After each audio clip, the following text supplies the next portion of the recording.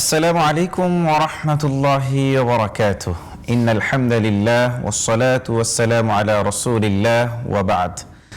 প্রিয় দর্শক, কাছে দূরে বিশ্বজুড়ে এই মুহূর্তে যে যেখান থেকে আমাদের সাথে যুক্ত হয়েছেন আপনাদের সকলকে স্বাগত জানাচ্ছি আপনাদের সকলের প্রিয় চ্যানেল জি টিভির পর্দায় মাহে রমাদানের বিশেষ আয়োজন সেরা ওয়াটার ট্যাঙ্ক নিবেদিত মাহে রমাদান অনুষ্ঠানে। আপনাদের সাথে আছি আমি মুফতি মামনুন বিন মাসউদ। প্রিয় দর্শক, দেখতে দেখতে রমাদানুল মুবারকের একেবারে শেষ মুহূর্তে এসে আমরা উপনীত হয়েছি। আল্লাহ সুবহানাহু ওয়া তাআলার কাছে আমরা কায়মন বাক্যে প্রার্থনা করছি, রব যেন আমাদের সারা রমাদানুল মুবারকের আমলগুলোকে কবুল করে আমাদেরকে তার প্রিয় বান্দা এবং বান্দি হিসেবে কবুল এবং মঞ্জুর করেন, আমিন। প্রিয় দর্শক, প্রতিদিন আমরা চমৎকার গুরুত্বপূর্ণ একটি বিষয় নির্ধারণ করে সে বিষয়ে আলোচনা উপস্থাপনের চেষ্টা করি এবং সে বিষয়ে মূল্যবান এবং গুরুত্বপূর্ণ আলোচনা রাখার জন্য একজন বিজ্ঞ ইসলামিক স্কলার আমাদের মাঝে স্টুডিওতে আমন্ত্রিত অতিথি হিসেবে উপস্থিত হয়ে থাকেন। আজকে আমাদের নির্ধারিত গুরুত্বপূর্ণ আলোচ্য বিষয় হলো রমাদানুল মুবারকের শিক্ষা সারা জীবনে আমরা কিভাবে বাস্তবায়ন করতে পারি সে বিষয়ে আমরা কথা বলবো ইনশাআল্লাহ। গুরুত্বপূর্ণ এই টপিকে কথা বলার জন্য আজকে আমাদের মাঝে উপস্থিত হয়েছেন আমাদের সকলের প্রিয়ভাজন আস্থাভাজন ব্যক্তিত্ব, মিডিয়া স্কলার্স ফোরামের সম্মানিত সভাপতি, বাংলাদেশ ইমাম সমিতির সম্মানিত কেন্দ্রীয় সভাপতি ফজিলাতুল উস্তাজ শেখ মুহতারাম হাফিজ মাওলানা লুৎফুর রহমান হাফিজাহুল্লাহ। আসসালামু আলাইকুম ওয়া রাহমাতুল্লাহি ওয়া বারাকাতুহু। ওয়ালাইকুম আসসালাম ওয়া রাহমাতুল্লাহি ওয়া বারাকাতুহু। মুহতারাম, কেমন আছেন? আলহামদুলিল্লাহি রাব্বিল আলামিন, ভালো আছি, আল্লাহ মেহেরবানি করে ভালো রেখেছেন আলহামদুলিল্লাহ। মুহতারাম, আহলান ওয়া সাহলান মারহাবান বিক। আজকে আমাদের স্টুডিওতে আপনাকে স্বাগত জানাচ্ছি। আলহামদুলিল্লাহ ওয়া ইয়াকুম। প্রিয় দর্শক, আপনিও চাইলে আমাদের আজকের এই চমৎকার আয়োজনে যুক্ত হতে পারেন। স্ক্রিনে দেখানো নাম্বারে ফোন করতে পারেন এবং অবশ্যই ফোন করার সময় আপনার টেলিভিশনের ভলিউমটি কমিয়ে এরপরে প্রশ্ন করবেন ইনশাআল্লাহ। দর্শক, চলুন আমরা আলোচনার মূল পর্বে অংশগ্রহণ করছি। আমরা শুরুতেই যাচ্ছি আমাদের মুহতারাম শাইখের কাছে ইনশাআল্লাহ। জি শেখ, রমাদানুল মুবারক আমাদের থেকে দেখতে দেখতে বিদায় নিয়ে চলেই গেল। তো আসলে শেষ মুহূর্তে আমরা রমাদানের শিক্ষাকে কিভাবে সারা জীবনের জন্য কাজে লাগাতে পারি সে মুহূর্তে শুরুতে আপনার কাছে কিছু শুনতে চাচ্ছি। বিসমিল্লাহির রহমানির রহিম, নাহমাদুহু ওয়া নুসাল্লি আলা রাসূলিল কারীম, আম্মা বাদ। আমরা অত্যন্ত চিন্তিত বা অত্যন্ত আল্লাহর কাছে আশাবাদী যে এই রমাদানুল মুবারক আমরা এবছর যেভাবে পেয়েছি আগামী বছর এই মাহে রমাদান পাবো কিনা জানি না। সেজন্য আল্লাহর কাছে একদিকে আমরা চিন্তিত, আর একদিকে আল্লাহর কাছে আশা প্রশংসা করছি, আল্লাহর কাছে আশা রাখছি যে আল্লাহ দয়া করে যেন আমাদেরকে এভাবে এই রমাদানে যেমনিভাবে ইবাদত বন্দি করার সুযোগ পেয়েছি এর চেয়ে আরও বেশি করে ইবাদত বন্দিগির মাধ্যমে জীবনের রমাদান যেন আমরা কাটাতে পারি সেই তৌফিক আল্লাহর কাছে চাই। তো মূল বিষয় হচ্ছে যে একজন মানুষ এই 30টি প্রায় আজকের 29শে রমাদান, আমরা রমজানের শুরু থেকে পর্যন্ত রমজানের পবিত্রতা রক্ষা করার জন্য আমরা অসত্য কথা বলেছি, মিথ্যা কথা বলিনি, আমরা মানুষকে ধোঁকা দিইনি, আমরা সৎভাবে চলেছি, ব্যবসা বাণিজ্য সঠিকভাবে সহিশুদ্ধ করার চেষ্টা করেছি, সঠিকভাবে নামাজ, রোজা, তারপরে সারি, ইফতারি, কোরআনুল কারীম তেলাওয়াত সব মিলিয়ে একটা রুটিনের মধ্যে আমরা ছিলাম। জি শুকরিয়া মুহতারাম। আমরা ফোন কল নিয়ে আবার আলোচনায় আসছি ইনশাআল্লাহ। আসসালামু আলাইকুম ওয়া রাহমাতুল্লাহি ওয়া বারাকাতুহু। দর্শক, পরিচয় দিয়ে প্রশ্ন করুন। দুঃখিত দর্শক, সংযোগটি বিচ্ছিন্ন হয়ে গেছে, আমরা আবারও আলোচনায় আসছি ইনশাআল্লাহ। এই রুটিনের মধ্যে যে আমরা ছিলাম, আমরা আমাদের নির্দিষ্ট কাজ নির্দিষ্ট সময় আমরা সম্পন্ন করেছি, একটা ভালো একটা প্র্যাকটিস আমাদের হয়েছে, একটা প্রশিক্ষণ আমরা নিয়েছি আলহামদুলিল্লাহ। এখন আমাদের কাজ হচ্ছে রমজানের পরে কি এগুলি সব ভুলে যাব? রমজানের পরে কি আবার পাঁচমিশালি কাজ, এলোমেলো কাজ করা কি শুরু করব? নো, আমরা এই একটি মাস যে প্র্যাকটিস নিয়েছি, প্রশিক্ষণ নিয়েছি, আমরা চেষ্টা করেছি মিথ্যাচার বর্জন করা, মানুষের গীবত আমরা সাধারণত বলিনি রমজান রোজা থেকে। এইটা রমজানে যেমনিভাবে আমরা নাজায়েজ মনে করেছি, রমজানের পরেও এটাকে নিজেকে হারাম বা নাজায়েজ মনে করে নিব, তাহলে আমরা সফল হব ইনশাআল্লাহ। আমরা কোরআনুল কারীম তেলাওয়াত করেছি নানান সওয়াবের উদ্দেশ্যে। এই কোরআনুল কারীম তেলাওয়াত যদি আমরা অব্যাহত রাখি, তেলাওয়াত শোনা অব্যাহত রাখি, কোরআন চর্চা যদি অব্যাহত রাখি, তাহলে আমরা একটা সুন্দর সোনার জীবন গঠন করতে পারবো ইনশাআল্লাহ। জীবনে আমূল পরিবর্তন আসবে, পরিবর্তন চলে আসবে এবং একটা জান্নাতি আবহাওয়া ফ্লেভার আমরা এই সমাজে উপহার দিতে পারবো। সমাজ সুন্দর একটি সমাজ গঠনের জন্য সুন্দর একটি পরিবার গঠনের জন্য ইসলামের যে মূল নীতি, ইসলাম যে মূল শিক্ষা, এর বিকল্প নেই। জি, শুক্রিয়া। আমরা আসছি আরো একটি ফোন কল নিয়ে। আসসালামু আলাইকুম ওয়া রাহমাতুল্লাহি ওয়া বারাকাতুহু। দর্শক পরিচয় দিয়ে প্রশ্ন করুন। আসসালামু আলাইকুম। আমার নাম মোহাম্মদ সামি বলছিলাম। তো আমার একটি প্রশ্ন ছিল যে যদি রমজান মাসে রোজা রেখে যদি ধরেন আমি কোনো একটা কোম্পানি বা কোনো কারো কাজ করি, সেই ক্ষেত্রে আমি রোজাকৃত অবস্থায় যদি উনি কোনো দিয়ে যদি একটা রং কাজ করা বা মিথ্যা কথা বলায়, সেক্ষেত্রে গুনাহটা কি আমার হবে নাকি ওনার হবে? জি জি, প্রিয় ভাই, আপনার প্রশ্ন আমরা বুঝতে পেরেছি। আপনি সাথেই থাকুন, আমরা সমাধান জানবো আমাদের মুহতারাম বিজ্ঞ ইসলামিক স্কলারের কাছ থেকে ইনশাআল্লাহুল আজিজ। জি মুহতারাম, তিনি আসলে জানতে চেয়েছেন যে তিনি একটি কোম্পানিতে যদি কাজ করেন, মার্কেটিংয়ে বা অন্যান্য যে কোনো বিষয়ে কাজ করেন, সেই ক্ষেত্রে যদি কোম্পানির স্বার্থে কোনো মিথ্যে কথা বলতে হয়, সেই ক্ষেত্রে আসলে গুনাহটা কার হবে, তার হবে নাকি কোম্পানির হবে? ধন্যবাদ। আসলে মিথ্যা কোনোভাবে কোনো কোম্পানির স্বার্থে হোক, নিজের স্বার্থে হোক, মিথ্যা বলাটা ঠিক না। এটা একটা জায়েজ নেই। আর কোম্পানির যদি কোনো পলিসি থাকে যেখানে মিথ্যা বলতেই হয়, সেখানে মিথ্যার মানে পরিবর্তে সত্য কথা বললে আরও যে ভালো হবে, এটা কোম্পানিকে এই পলিসিটা অ্যাপ্লাই আপনাকে শেখাতে হবে। আপনি কখনো মিথ্যা বলতে পারেন না। সবাই যদি আমরা এই মিথ্যা, কোম্পানির পলিসি মিথ্যা, আমরা বলবো সত্য। এখন আমরা যদি সেই কোম্পানিকে বর্জন করি, কোম্পানি একটা না একটা সময় সত্যের পথে আসতে হবে অবশ্যই। আর জাল হাক ওয়া যাহাকাল বাতিল, সত্য সমাগত, মিথ্যা বিতাড়িত। আর আপনি কোম্পানির জন্য বা কারোর জন্য যদি কোনো গুনহের কাজ করেন, সেটা আপনাকেই জবাব দিতে হবে। আল্লাহ বলছেন ওয়ালা তাজিরু ওয়াজিরাতুম ওয়াজরা উখরা, কেউ কারো বোঝা বহন করবে না, যারটাসি লাহামা কাসাবাত ওয়ালাকুম মা কাসাবাতুম লানা আমালুনা ওয়ালাকুম আমালুকুম, মানে যার আমল তাকে হিসাব দিতে হবে, জবাবদিহি করতে হবে। এই জিনিসটা আগে বুঝতে হবে। আজকের যে সমস্ত মানুষেরা নামাজ কাজা করে রোজা ছেড়ে দিয়ে মিথ্যা অসৎ পথে টাকা ইনকাম করছেন, এই টাকা ইনকাম করে কিন্তু তার ছেলে সন্তান, বিবি বাল বাচ্চাকে খাওয়াচ্ছেন, নিঃসন্দেহে এই পাপটা নিজেকেই নিতে হবে। আপনার বিবি বাল বাচ্চাকে জিজ্ঞাসা করুন, আপনার ছেলেকে জিজ্ঞাসা করুন যে আমি ঘুষ থেকে আজকে দুর্নীতি করে বা মানুষকে ঠকিয়ে প্রতারণা করে আমি আজকে এত টাকা ইনকাম করেছি, তোমার জন্য বাজার নিয়ে এসেছি, ফল ফ্রুটস নিয়ে এসেছি, তোমার জন্য কাপড় নিয়ে এসেছি, তোমরা বলো আজকে যে গুনাহ হয়েছে এর আংশিক তোমরা পাবা কিনা। তারা আজকেরই প্রত্যাখ্যান করবে না, আমরা এই গুনার ভাগ নিতে যাবো কিসের জন্য। স্ত্রী বলো, ছেলে মেয়ে বলো, না আব্বা এই কাজ আপনাকে কে বলতে বলছে? আমরা বলছি আপনি চুরি করেন, আমরা বলছি আপনি প্রতারণা করে মানুষের কাছে টাকা নিয়ে আসেন, তাহলে আপনি কেন নিলেন? যাদের জন্য নিলেন তারাই আপনাকে কিয়ামতের দিন আসামি বানাবে। এই জিনিসটা আমাদের মাথায় রাখতে হবে। এইখান থেকে যদি আমরা নিজের আত্ম উপলব্ধির ক্ষেত্রে যদি আমরা একটু সচেতন হই যে আসলে আমি যার জন্য করছি, যার জন্য এভাবে উপার্জন করছি, তারাই তো আমাকে কিয়ামতের দিন দোষী হিসেবে সাব্যস্ত করবে, আল্লাহ তাআলার কাছে আমাকে আসামি হিসেবে দাঁড় করাবে এবং আমার বিরুদ্ধেই তারা বিচার দিবে, নালিশ দিবে। তো আসলে এইভাবে দুনিয়াতে তাদের জন্য অবৈধ উপার্জন, অবৈধ ইনকাম করে আমি আসলে নিজের আখেরটাকে নষ্ট করছি। আপনি খুব চমৎকার করে বলছিলেন, মুগ্ধ হয়ে শুনছিলাম মুহতারাম। আমরা আবারও ফিরছি আমাদের মূল আলোচনায়। আপনি যেমনটা বলছিলেন যে রমজানের অনেকগুলো শিক্ষা, যে শিক্ষার মধ্যে অন্যতম একটি শিক্ষার আলোচনা আপনি করছিলেন কোরআনুল কারীম বিষয়, এই বিষয়ে আমরা আরো শুনতে চাচ্ছি আপনার কাছে। জি, কোরআনুল কারীম হচ্ছে মানুষের আত্মার খোরাক। কোরআনুল কারীম তেলাওয়াত করলে মানুষের মেজাজ ফুরফুরে থাকে। কোরআনুল কারীম তেলাওয়াত করলে আত্মা তৃপ্তি পায়, আত্মা সতেজ থাকে, ইমানি শক্তি বৃদ্ধি পায়, সৎ কাজে সে উৎসাহ প্রদান করে। খারাপ কাজ থেকে, খারাপ কাজের মধ্যে একটা অটোমেটিক একটা ঘৃণা চলে আসে যদি আপনি নিয়মিত কোরআন কারীম তেলাওয়াত করেন। আর এই কোরআন কারীম তেলাওয়াতের সাথে সাথে অনুবাদ যদি আপনি পড়েন, অর্থ সহ যদি পড়েন, তাহলে একদম আমি পরিপূর্ণভাবে বলতে পারি ইনশাআল্লাহ যে আপনি পাপাচার থেকে, দুর্নীতির থেকে, সুদ থেকে, ঘুষ থেকে, আপনি একটা সুন্দর সোনার মানুষ, একটা সোনার মানুষ, একদম আল্লাহ পাকের একদম খাস বান্দা, আল্লাহর একজন সাচ্চা বান্দা হিসাবে আপনি এটা তৈরি হতে পারবেন যদি কোরআন কারীম অর্থ সহ।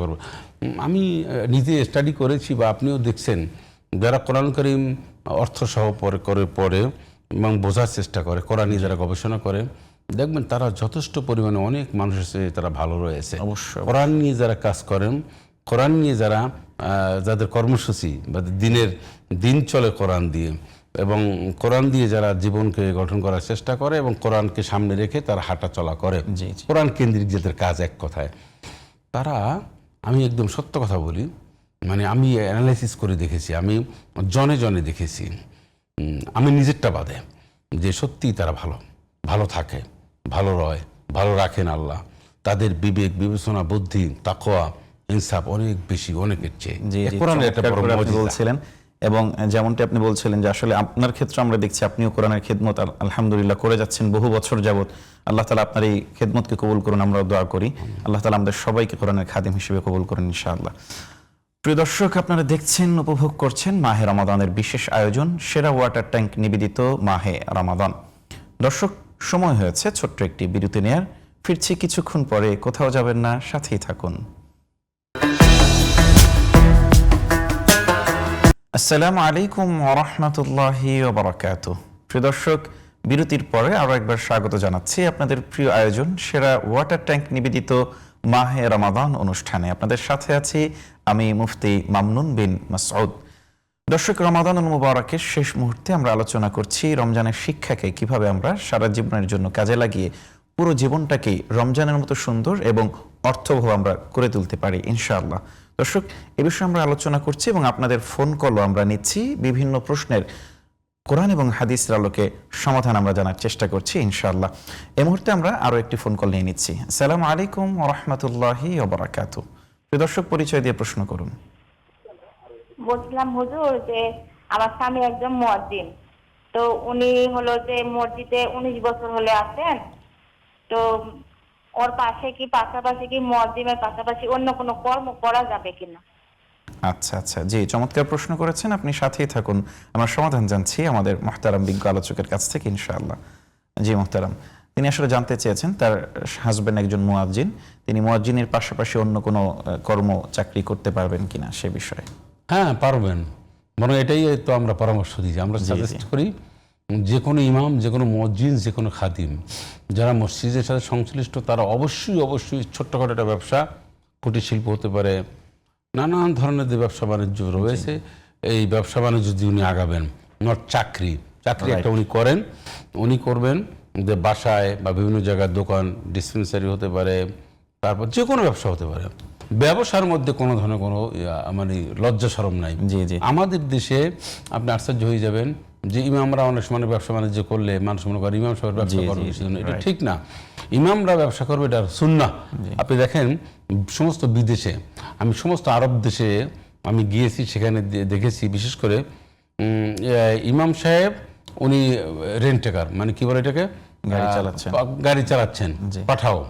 তো উনি ফরজ পড়লেন, আইসা সব জায়গায় গাড়িটি চালাইয়া আজানের পরে, আজানের সময় আজান দিলেন, উনি আজান দিলেন, উনি নামাজ পড়ালেন, নামাজ পড়াইয়া সালাম ফিরাইয়া 1 থেকে 2 মিনিট তাসবিহ তাহলিল পড়েন, ওখানে তো বেশি সময় না।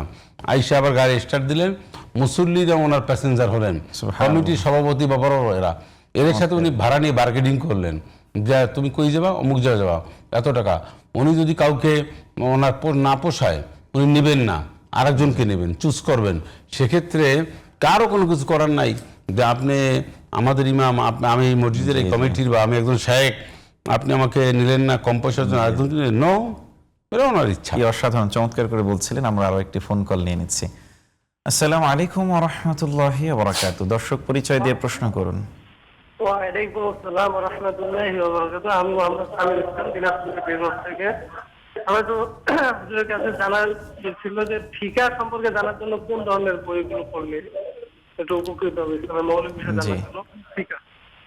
জি জি, প্রিয় ভাই, আপনি সাথেই থাকুন ইনশাআল্লাহ, আমরা সমাধান জানছি আমাদের মুহতারাম উনি শাইখের কাছ কি থেকে। জানতে চেয়েছেন?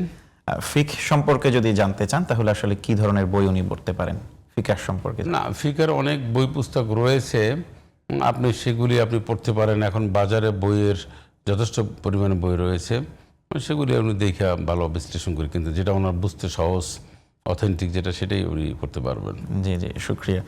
আপনি আসলে যেমনটি আলোচনা করছিলেন যে আসলে ইমাম, মুয়াজ্জিন বা আমরা যারা আছি ইসলামিক লাইন, আমাদের অবশ্যই আসলে ইমামতি, খিতাবত, মুয়াজ্জিনের পাশাপাশি স্বনির্ভর হতে হবে, যাতে সমাজের মানুষের কাছে আমরা আসলে, আমাদের দেশের ইমাম সমাজ হলো প্রায় 4 লক্ষেরও বেশি ইমাম। জি, সেখানে ইমাম রয়েছেন, সানি ইমাম রয়েছেন, অনেক জায়গায় মুয়াজ্জিন রয়েছেন, খাতিব রয়েছেন, খাতিব রয়েছেন, মানে স্টাফদের একটা বড় ধরনের সেখানে স্টাফ রয়েছেন।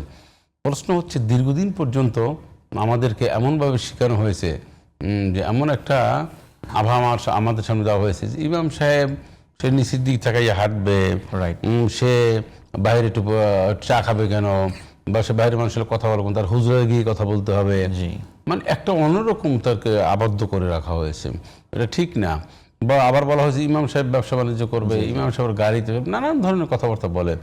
ইমাম সাহেব থাকবেন সবচেয়ে ডাটে ফাটে, অবশ্যই। ইমাম সাহেব থাকবেন পোস্টপাসের দিক থেকে, ব্যবহারের দিক থেকে, তার কাপড়টা থাকবেন দামি কাপড়, তিনি জুতোটা থাকবেন দামি জুতা, তার মোবাইলটাও থাকবেন দামি মোবাইল, মানে উনি একটা লর্ড স্টাইলে চলবেন, ডাইরেক্ট কথা আমার। উনি দান সাদাকা করবেন, ইমাম সাহেব যিনি উনি দান সাদাকা করবেন, সবার সামনে দান করবেন। মুসল্লিরা যেমন টাকা বের করে দেয়, ইমাম সাহেবও টাকা বের করে সমস্ত গরিব এতিম মিসকিনদেরকে দেবেন। মানুষের একটা ধারণা হলো যে ইমামদেরকে আমরা কিছু হেল্প করব, সহযোগিতা করব। আমি আমার বিনয়ের সাথে ইমামদেরকে বলবো যে আপনারা জেগে উঠুন, সচেতন হন, আপনার ব্যবসায়িক হন, ব্যবসা বাণিজ্য করুন, 4-5টা নানান কাজে আপনারা পাশাপাশি মসজিদের সাথে নানান কাজে আপনারা যুক্ত হন, যাতে করে অর্থনৈতিকভাবে স্বাবলম্বী হন। জি, চমৎকার করে বলছিলেন। আসলে এটাই আমাদের হওয়া উচিত। এই আত্মোপলব্ধি যদি আমরা অর্জন করতে পারি, এই অনুভূতিটা যদি আমাদের আসে, তাহলেই কিন্তু আমরা সার্থক, এবং আমরাও চাইলে এই বিষয়টাতে নিজেদেরকে অগ্রগামী হিসেবে সাব্যস্ত করতে পারি। চমৎকার করে বলছিলেন। আমরা আবার আসছি আপনার কাছে আরো একটি ফোন কল নিয়ে। আসসালামু আলাইকুম ওয়া রাহমাতুল্লাহি ওয়া বারাকাতুহু। প্রিয় দর্শক, পরিচয় দিয়ে প্রশ্ন করুন। জি, উত্তরা ঢাকা থেকে নাইম বলতেছি। জি। জি, আমার প্রশ্ন হচ্ছে রমজান মাসে যদি কেউ মারা যায়, তার কি মানে আজীবনের জন্য কবর আযাব মাফ হবে? মানে এর বিধান কি, এটা জানতে চাই। জি জি, শুকরিয়া প্রিয় ভাই, আপনি সাথেই থাকুন ইনশাআল্লাহ। জি মুহতারাম। মূল মৃত্যু হলো শুক্রবারের দিন, জুমার দিনে মৃত্যুর একটা সৌভাগ্যের কথা বলা হয়েছে। মূল বিষয়টা হলো ঈমান নিয়ে কবরে যাওয়া। রাইট। আপনি মদিনায় মারা গেলেন, মক্কায় মারা গেলেন, আপনি রমজানে মারা গেলেন, কিন্তু আপনার ঈমানটা পরিপূর্ণ ছিল না, সেক্ষেত্রে যা হবার তাই হবে। তবে এই কথাও সত্য যে আল্লাহ পাক কিছু কিছু মানুষকে ভালো ভালো দিনই মৃত্যু দেন। এই একজন পীর আউলিয়া বুজুর্গের দিন, একজন আল্লাহর সহি শুদ্ধ বান্দা শনিবার মারা গেলে, মঙ্গলবার মারা গেলে যে মানুষ মনে করেন আজকে কি একটা দিনে মারা গেল, নো। তারপরে অনেক মানুষ আছে যে ভালো ভালো দিনে মারা যায় কিন্তু কাজে আসে না। মক্কায় মারা গেল একটা মানুষ, মদিনায় একটা মানুষ মারা গেল, ঈমান নিয়ে কবর দিতে পারলো না, তাহলে লাভটা হলো কি?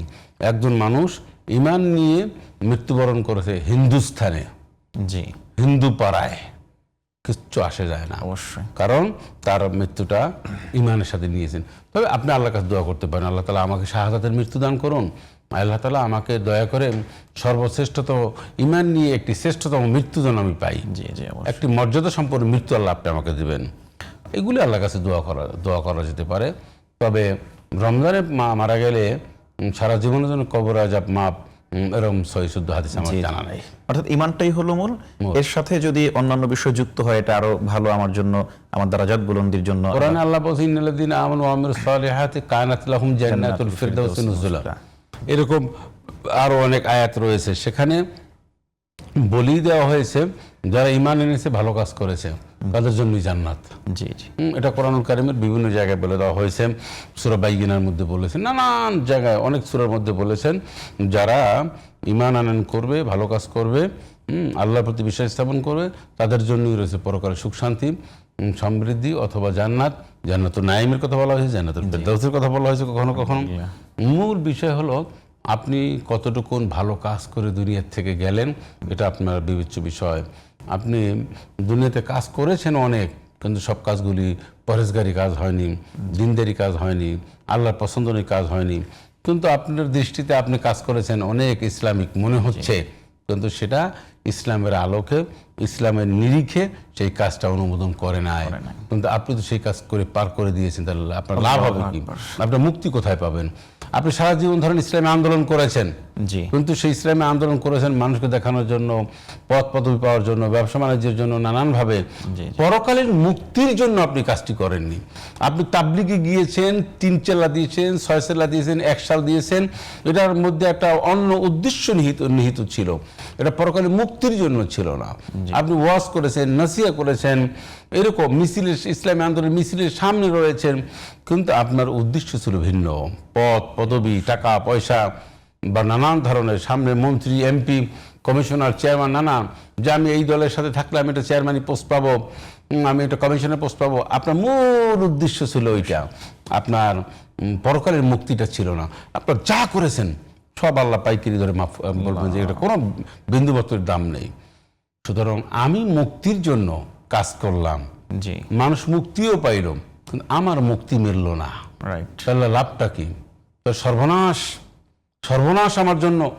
আমি মানুষের জন্য মুক্তির জন্য আন্দোলন করলাম, মানুষকে আমার আন্দোলনে মুক্তিও পেয়ে গেল, কিন্তু আমি মুক্তি পেলাম না, এটা কোনো দাম নেই। সেদিন আসুন আমার নিজের মুক্তি সুনিশ্চিত করি আগে। আমি নিজে পরেশগারী, তাকওয়া পরেশগারীর মুত্তাকিন হই। আমি কেন কাজ করব দিনের, ইসলামী আন্দোলনের দিন প্রতিষ্ঠার জন্য? আমি কেন কাজ করব কোরআন সুন্নাহ প্রতিষ্ঠার জন্য? আগে আগে আমাকে জানতে হবে আমার এইটা যেন নিখুঁত কাজ হয়, আল্লাহর সন্তুষ্টি অর্জনের জন্য হয়, তাহলে আমার কাজ হবে।